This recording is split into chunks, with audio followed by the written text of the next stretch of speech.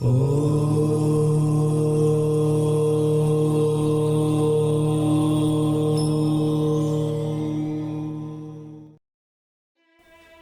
দয়া, নামে রুচি, বৈষ্ণব সেবন, ইহা বই কিছু নাই শুনো সনাতন।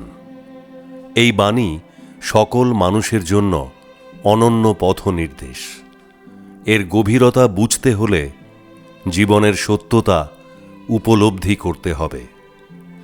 জগতে আমাদের জীবন ক্ষণস্থায়ী, আর ঐহ্যিক সুখ এবং দুঃখ উভয়ই ক্ষণভঙ্গুর।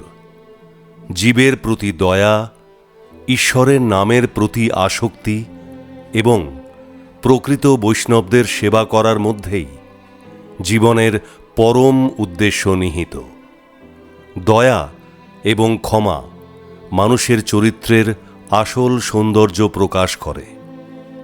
ক্ষমাই দয়ার আধার, কারণ ক্ষমার মধ্য দিয়ে মানুষ তার মনুষ্যত্বের সর্বোচ্চ বিকাশ ঘটায়।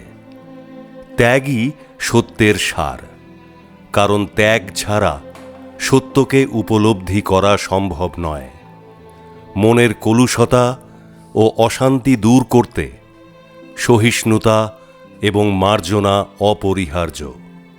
জীবনের প্রতিটি ক্ষেত্রেই আমাদের উচিত ধৈর্য ধরে অন্যের ভুল ত্রুটিকে ক্ষমা করা।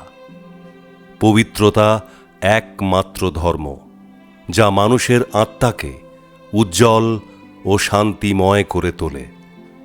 ক্ষণিক সুখে মজে গেলে তার পরিণামে যে দুঃখ আসে, তা মানুষকে দীর্ঘকাল কষ্ট দেয়। তাই অস্থায়ী আনন্দের মোহে না পড়ে সত্য এবং ন্যায়ের পথেই চলতে হবে।